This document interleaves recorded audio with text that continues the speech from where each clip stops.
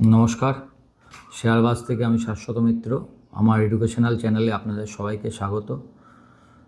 একটা নতুন গয়না যোগ হয়েছে আর কি। গত 3 দিন ধরেই খুব শরীরটা খারাপ ছিল, প্রচণ্ড পেনে কষ্ট পাচ্ছিলাম আর কি। তো আজকে এটা যোগ হলো আর কি।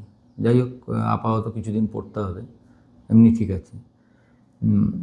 মার্কেট আপনারা দেখলেন, অ্যাজ ইউজুয়াল মার্কেট কালকে যারা ডাউ জোন্সের ডাউ দেখেছেন প্রায় 1200 পয়েন্ট মাইনাস থেকে 100-150 পয়েন্ট অবধি চলে এসেছিলো, মানে প্রায় 1000 পয়েন্ট রিকভারি। সেখান থেকে লাস্টে 400 পয়েন্ট নিচে বন্ধ করেছে। দুদিনে 500 পয়েন্ট মতো ডাউ পড়েছে এবং ন্যাসডাকও বেশ ভালো রিকভার করেছে কালকে।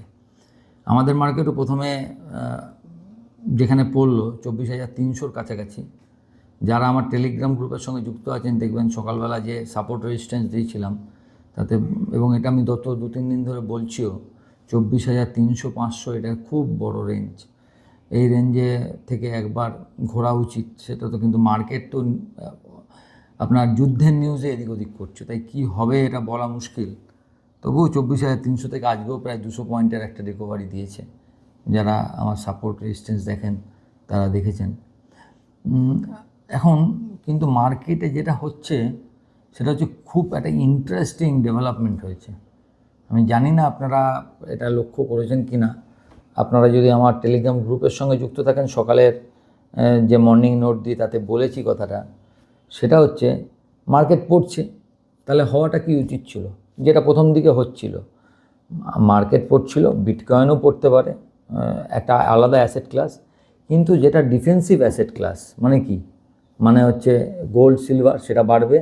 এবং যেহেতু ক্রুড এফেক্টেড, এমনি সময় হলে ক্রুডও পড়তো, ইকুইটি পড়লে ক্রুডও পড়ে, সাধারণত এরম নিয়ম। কিন্তু যেহেতু এখানে ক্রুড এফেক্টেড, ক্রুড এবং এলএনজি এফেক্টেড, সেখানে ন্যাচারাল গ্যাস আর ক্রুডটা বাড়বে। এটা হচ্ছে মোটামুটি সিনারিও। কালকে দেখবেন হঠাৎ একটা চেঞ্জ হলো। আপনার ওপর থেকে সোনা প্রায় 5% পড়ে গেল, আপনার 5-6%। এবার রূপো প্রায় 19%-20% পড়ে গেল ফ্রম দ্য হাই। আর এগুলো যেরকম বেড়েছে, কিন্তু একটা অবাক কাণ্ড দেখুন, ক্রুড বাড়লেও প্রথম দিন আপনার মনে আছে যে ফার্স্ট ঘটনা ঘটলো 81-তে খুলে 76 অবধি নেমে লাস্টে আবার 80-তে গেল। গতকাল ওকে 85 অবধি চলে গেছিলো, 85 পেরিয়ে গেছিলো, মানে প্রায় 2-3 বছরের হাই। সেখান থেকে নেমে আবার 82। একই জিনিসটা আপনি দেখুন আমাদের ক্রুড স্টকগুলো, মানে যেগুলো আমরা ভাবছিলাম যে হয়তো দারুণ করবে, যেমন ধরো ওএনজিসি প্রথম দিন 293 হাই করলো, করে 281-82তে বন্ধ করলো, 77 টাকা 75 পয়সা লো প্রথম দিন, মানে হচ্ছে সোমবার। আজকে বুধবার 288 হাই করলো, 275 টাকা লো।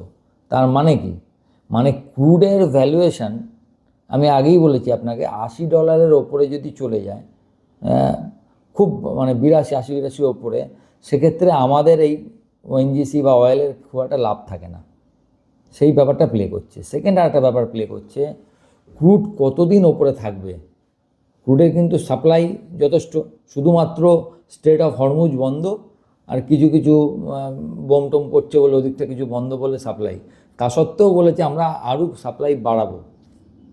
আমেরিকাও বলছে energy price should remain in level. সুতরাং ক্রুড কতদিন ওপরে থাকবে এটা নিয়ে মার্কেট একটু চিন্তিত আছে।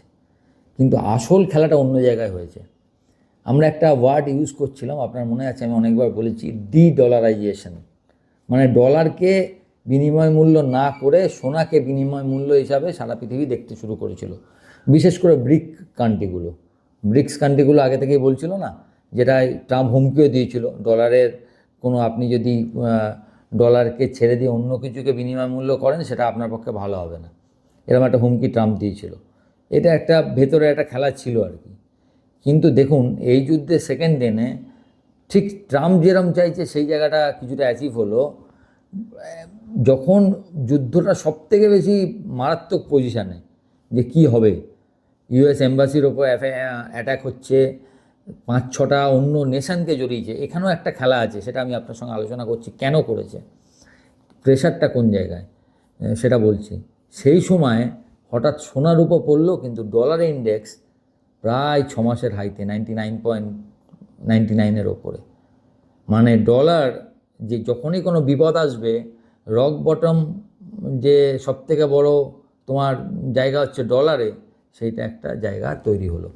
এখন জানি না এটা কতদিন থাকবে, কিন্তু অন্য দিক দিয়ে আবার ডলারের বেড়ে যাওয়াটা ইকুইটি মার্কেটের পক্ষে কখনো ভালো হয় না।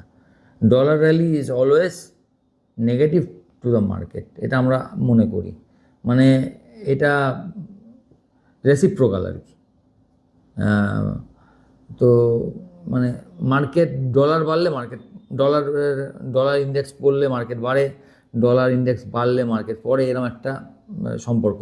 যদিও সমস্ত সম্পর্ক এই গত 4-5 বছরে চেঞ্জ হয়ে গেছে। আগে আমরা যা যা ভাবতাম কিছুই হয়নি, এখন অনেক চেঞ্জ, তবুও এটা এখনও আছে। এবার তার মানে এই জায়গাটা সুপ্রিমেসিটা ইউএস রাখলো। এখন ইউএস কতদিন এই যুদ্ধটা চালাবে সেটা কি ইচ্ছা করেই করছে? কারণ আপনি একটা বলুন, 3খানা দেশ ইউএস, ইসরায়েল, এছাড়াও আরও 7খানা কান্ট্রি, সবাই ইরানের এগেনস্টে। ইরান কতদিন টিকতে পারবে? আমি ধরে নিলাম ইরানের কাছে প্রচুর ক্ষমতা আছে, এবং যখন কারোর দেওয়ালে পিঠ ঠেকা যায়, সে যদি বলে আমার যা ধ্বংস হোক আমি ওদের শেষ করে ছাড়বো, তখন একটা জায়গা থাকে। ইরান এখানে একটা কিন্তু খুব স্ট্র্যাটেজিক খেলা খেলেছে, যেটা আমি আপনাকে বলতে চাইছি। দেখুন, ইরান যদি যুদ্ধটা ইউএস আর ইসরায়েলের মধ্যেই লিমিটেড রাখতো, তাহলে এনার্জি প্রাইস এরম যেত, এনার্জি প্রাইসের প্রবলেম হতো। কিন্তু ইরান যখন গালফ কান্ট্রিগুলোকে মারছে, কী হলো? গালফ কান্ট্রি কী বলে? গালফ কান্ট্রি হচ্ছে বলে তোমার কোনো ভয় নেই।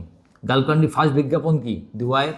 ফার্স্ট বিজ্ঞাপন হচ্ছে এখানে এসো, এটা ট্যাক্স সেভেন, এবং এখানে সব থেকে পিসফুল লাইফ, কোনো রকম কোনো রিস্ক নেই।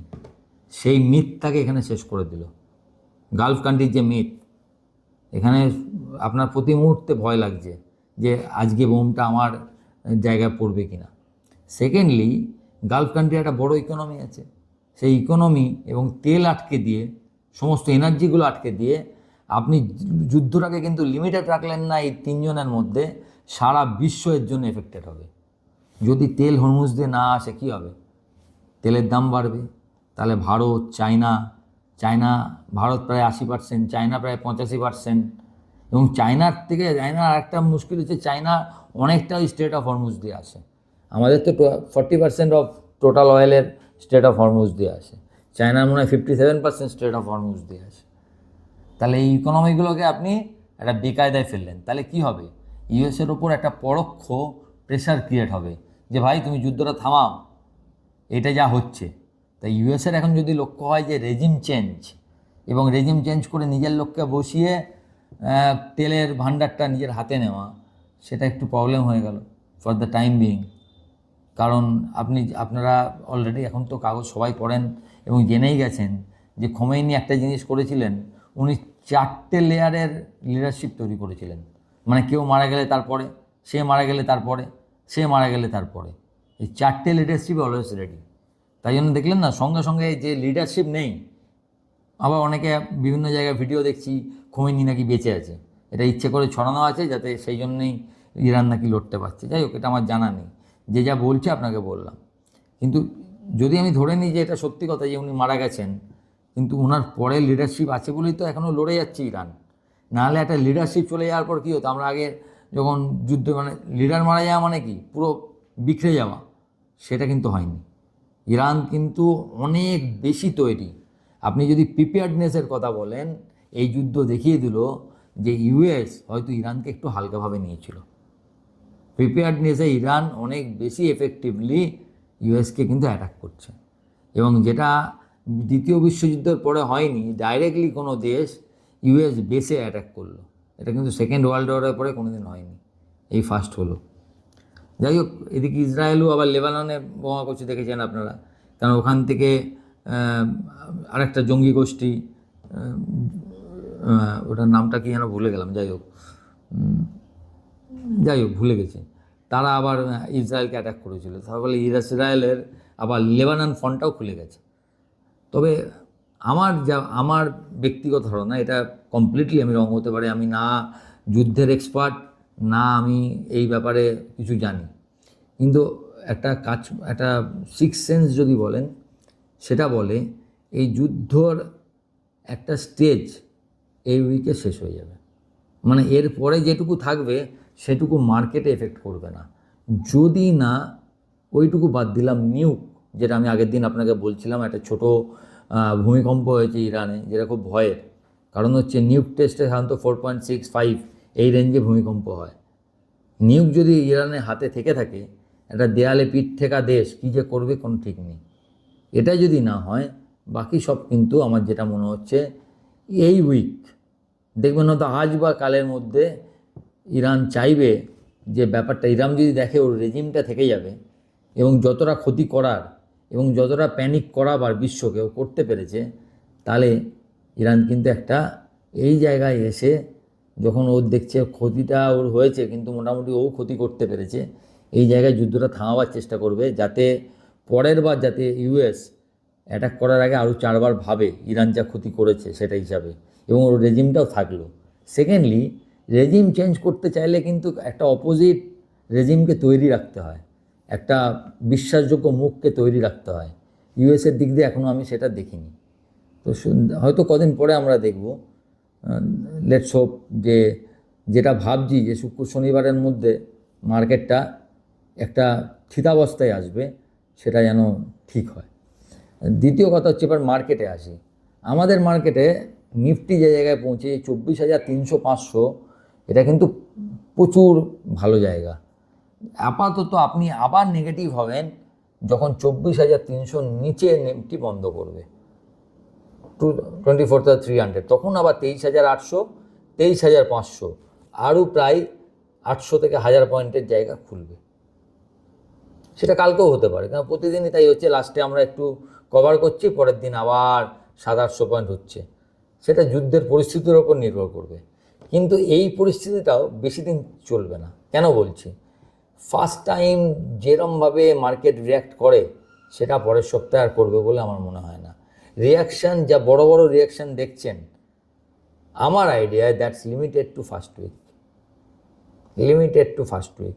কারণ তাতে আপনি মোটামুটি বুঝে যাবেন কি কি ক্ষতি হচ্ছে। সবচেয়ে বড় ক্যালকুলেশন হবে যে তেলের এই ইয়েটা কতদিনের জন্য আটকে থাকবে, তাতে ক্রুড প্রাইস কতটা সোর হতে পারে। যদি ক্রুড প্রাইস খুব বেশি ওপরে না যাওয়ার যদি হয়, তাহলে 24,300 হেভি জায়গায় মার্কেট বন্ধ করেছে সাপোর্ট নিয়ে। সেকেন্ডলি হচ্ছে ব্যাঙ্ক নিফটি 58,600-800, এর পরের বড় সাপোর্ট হচ্ছে 57,800, মানে ঠিক 1000 পয়েন্ট নিচে। এই দুটো জায়গায় কিন্তু বড় সাপোর্ট।